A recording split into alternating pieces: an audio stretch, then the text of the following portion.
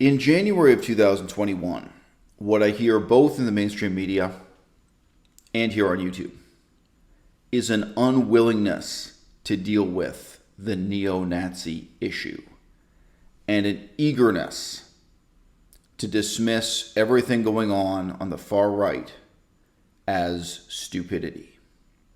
Now, stupidity is real. Ignorance matters.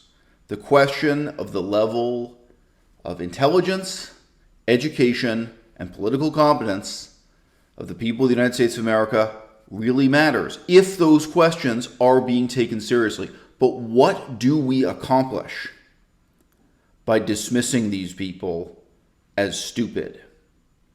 That neither helps us understand the problem, nor does it help us solve it. The thing about neo-Nazis is that a lot of them are individuals who have had their trust absolutely shattered by events in their personal life that were rather tragic. A lot of neo-Nazis have kind of chaotic family situations and have experienced the worst this world has to offer. I have been constantly verbally abused, verbally assaulted, and harassed for years. Ever since I came of age, ever since I turned 18, I sacrificed my public reputation to tell the world Hitler was right. As somebody who was a teenager, who fixated on history and fixated on facts, I fixated on learning about the world. Well, why did I do that as a teenager? Why wasn't I concerned about boys and clothing and all other things that girls are concerned about? Well, you can guess my home life was not ideal. It was not ideal. You could make assumptions all you want about what was going on. It just was not ideal. Becoming a young person, becoming the craziest teenager in your country. I actually wear that badge proudly. I was the craziest teenager in Canada. The most neglected teenager in Canada. I will say though, there's an individual who is very famous, whom I relate to so much. And that person's name is Danielle Bregoli. Who's Danielle Bregoli? Some people may ask. She's the Cash Me Outside girl. She's the girl on Dr. Phil who was absolutely out of control. I relate to her a lot, not because I behaved like her. No, I behaved in a different way. But I relate to the family dynamic that she had when she was younger. And today, in 2021, actually years ago, after she got famous, she got therapy. And now she says that her family is great and she has repaired things. So have I. But I didn't use money to do it. I didn't have any money. I'm doxxed. My name is Veronica Bouchard, and I will say that proudly. I'm doxxed. I'm proud of being doxxed. I am socially ostracized, probably one of the most socially ostracized individuals on the planet. And I am coming out of hiding. I denounce everybody who has ever lived. Everybody. I denounce everybody, including Uncle Adolf. And I'm not going to go Antifa. I'm not going to go liberal. I don't give a fuck about politics anymore. Politics can go to hell. All I care about are individuals who are alive and breathing on this earth at the moment. And everything else, I could care less about. The past, history, concepts, philosophy, I throw it all out the window. And I'm finally improving myself for the better. I'm not perfect. And maybe in a couple years I'll look back on this like, ugh. But you know what? It's all a story to be continued. Thanks for watching. If you know who that was, you know that the story's already over, don't you? That young woman can never have a normal job. She can never be a school teacher. She could never even join the Canadian Army. I don't think the U.S. Army would have her either. If she were a man, maybe she could get into the French Foreign Legion. They take convicted criminals. Her status, her future, is in many ways much more bleak and desperate than convicted criminals. And why? Because she got into bed with the far right, the alt-right, neo-Nazis.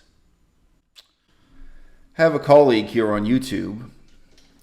He has experience as a vegan activist, organizer, filmmaker. And he had a dismissive attitude towards this problem. And I think that dismissive attitude is rooted in this gesture of saying, but these people are all idiots. These people are stupid. Does it really matter? He asked me, does it really matter if John Rose is coming on YouTube and recruiting people into a neo-Nazi movement? They're all idiots. They're all and I think part of that dismissive mentality is by looking at the end point of political violence and cultural change, basically saying, well, these people aren't about to lead a revolution. These people aren't about to kill anybody, are they? I'm recording this in January of the year 2021. There just was an attempt of a bunch of neo-Nazis to quash the outcome of a democratic election in the Capitol building in Washington, D.C. It was a failed attempt at a revolution or a coup d'etat, and a few people did get killed. But this is part of this dismissive mentality. They're just a bunch of idiots who aren't going to lead a revolution, who aren't going to change the world, who aren't going to accomplish it, and they're not going to kill anybody. And there's no interest in the question of to what extent this will destroy their lives. The extent to which joining the alt-right, flirting with neo-Nazis, etc., will destroy any future potential for those neo-Nazis themselves. They rendered themselves unemployable. They rendered themselves political pariahs. So much so that at some point they have nothing to lose. And they might as well attempt to murder someone or put themselves in prison. Now look, my parents were political extremists at the other end. I was raised to be a communist and not a moderate communist. I was raised to follow in the footsteps of Joseph Stalin and Mao Zedong. I proved to be very resistant to my parents' ideology, but nevertheless, it's not hard for me to imagine, maybe not at 18, maybe more like 15, it's not hard for me to imagine that in another world I could have ended up making videos at a young enough age that I was still, influenced by my parents' ideology, that I made a fool of myself in the same way Evalian did, right? That I could have come on the camera and identified with this despicable ideology and rendered myself unemployable forever. And the fact is, my life, as I actually did live it, I'm in the paradoxical position of saying to you, I did nothing wrong, and I've rendered myself unemployable anyway, okay? Before I even came on YouTube, I've got to tell you, I would show people my resume showing that I've done humanitarian work in Cambodia, showing that I've done research and published peer-reviewed articles about Buddhist philosophy. That made me unemployable, right? Something I shouldn't have to be ashamed of. I shouldn't have to apologize for going to Cambodia to do humanitarian work. I should even be proud of it, all right? I know just how narrow and conformist the society we live in is, and I ended up applying to join the army myself because I went and spoke to my professors at the university, and they told me there's no future for me. There's no job for me anywhere else. Nothing else is possible, not even if I get a master's degree and a PhD, so I might as well just join the Army now. That's what they told me. And unlike Evalia, I'm not ashamed of what I've got on the internet. I'm not ashamed of the life I lived off the internet, okay? So what I said to this other YouTuber wasn't a very long conversation. What I said was, how can you possibly diminish and disregard the significance of neo-Nazis coming on YouTube and recruiting other people into neo-Nazism when you yourself know, you yourself have seen the extent to which people will watch just one video on one YouTube channel and become passionately committed to veganism and transform their whole lives, right? I mean, it wasn't a real long conversation, but I mean, like, just stop and look in the mirror. You know this. You've felt this. It probably happened to you yourself. Yes, people come on the internet and in this sense, they get taken advantage of. And what kind of person gets taken advantage of by ideologies? People who are weak, people who are intellectually weak, people who are emotionally weak, people who are needy. It's easy to dismiss these people as stupid, and they are. It's easy to dismiss their whole political movement as stupid because it is. But dismissing it as stupid doesn't solve the problem and also doesn't teach us anything about a problem. It doesn't lead to us having a better analysis or understanding of the problem. I learned a lot listening to Evalian's recent videos, even though they are somewhat incoherent and internally self-contradictory. The main thing I learned is that from the perspective of people like her, from the perspective of the neo-Nazis she used to fraternize with, racism isn't some kind of bug in the system for their ideology. They're consciously aware that it's the only thing that differentiates them from the authoritarian left wing. That was really stunning, really startling for me to hear. I was aware that there were plenty of right-wingers who idealized and looked up to Japan as an example. Japan as an example of an ethno-state. I have even seen some fascists, especially in Italy, who look to Israel as a positive example of an ethno-state, despite the history of anti-Semitism and fascism, where they say, no, Israel's a positive example, not a negative example of what they want to do, whether that's for the future of Europe or the future of America or what have you. But I had never before heard or seen the extent to which these neo-Nazis are willing to look at present-day communist China as a positive example.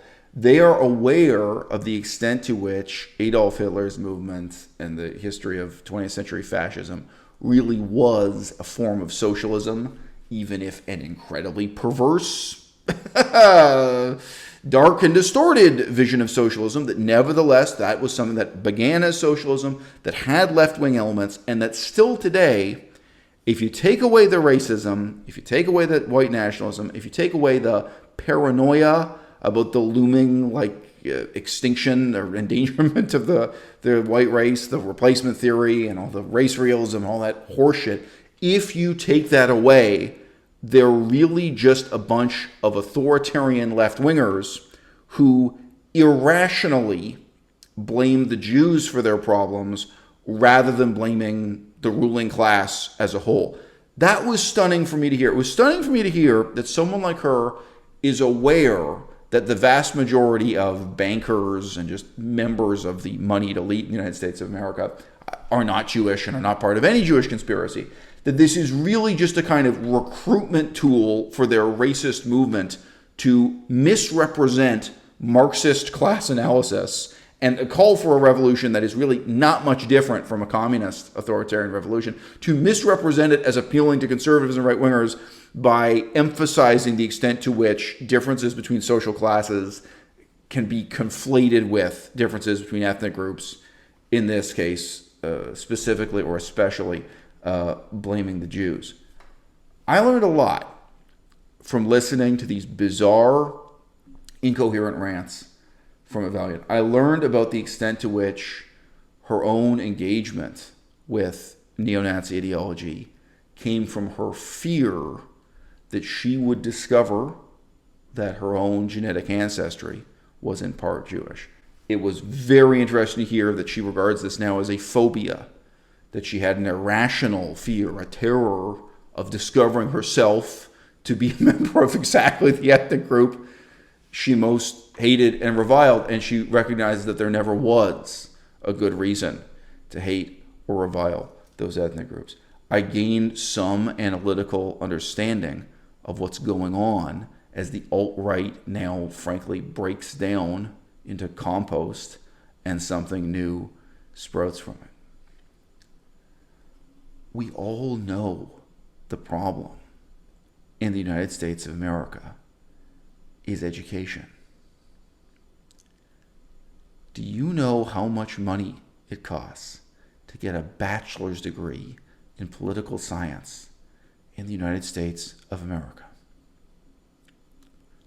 What if just that one subject were tuition free? What if everything else remains $50,000 a year minimum, this grotesque system of education that exists in the United States of America? But in the same way that for so many centuries, Bible college was the one way for poor people to get ahead. It was the one form of book learning they could get, was to sign up with some Baptist Bible college and become a minister. And of course, many famous African-American political leaders got out of poverty and eventually got into political power by going through Bible colleges and becoming a reverend minister or what have you, using whatever name. Of course, they practiced public speaking that way and so on and so forth.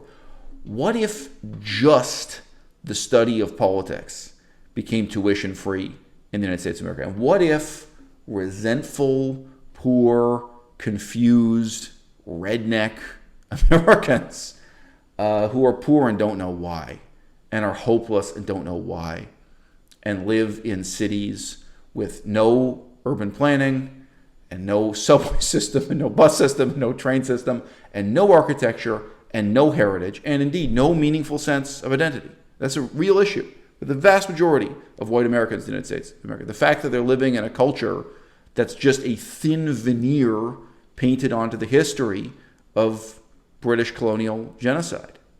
You know, the cultural poverty of the United States of America runs deep.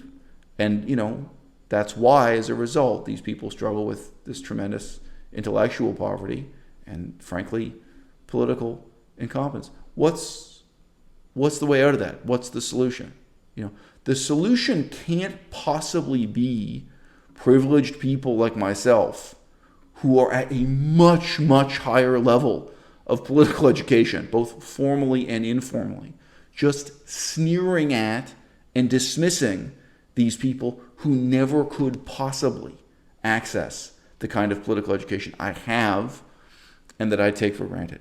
Many months ago, maybe about a year ago now, I spoke to a young man who had been recruited into neo-Nazism.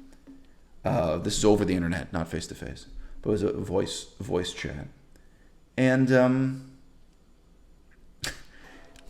he knew all these ludicrous things. He knew all these things that, if you have any level of education, just seem preposterous and just can't be true.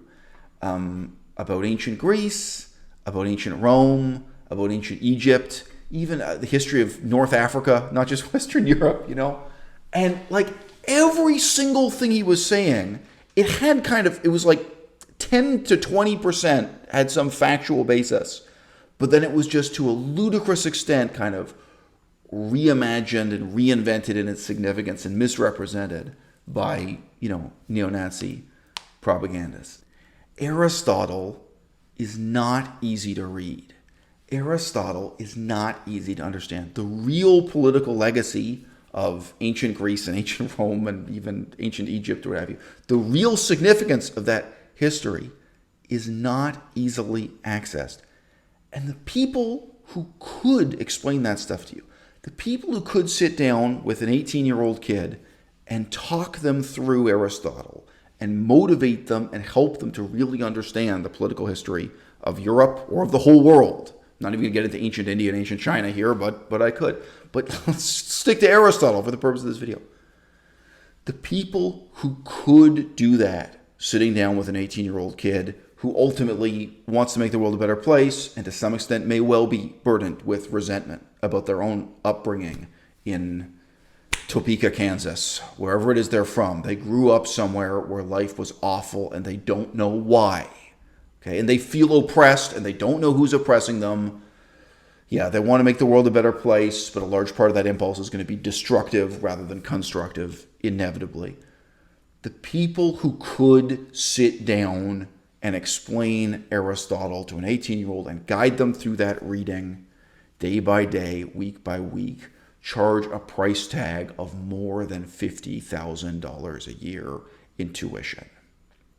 And most of these kids, they won't even come out of a high school that will empower them or enable them to enroll in that education if they could afford it or if they were offered a scholarship. And you know what the contrast is? Whoever wrote these crazy books that totally misinterpret and totally misrepresent the history of Athens, the history of Greece, the history of Egypt and ancient Rome, and I'm sure they go on to misrepresent the history of modern France, Germany, so on and so forth. Whoever wrote that pseudo-history, those people are on YouTube right now recruiting.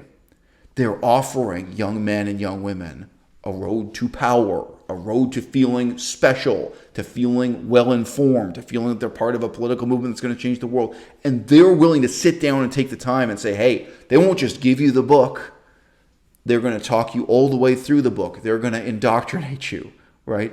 And those young people will feel like they're more and more powerful. They'll feel like they're better informed, that they've unlocked the mysteries of ancient Athens and ancient Rome, on and on. They'll feel they've had access to this set of facts about the history of the world that otherwise were denied them.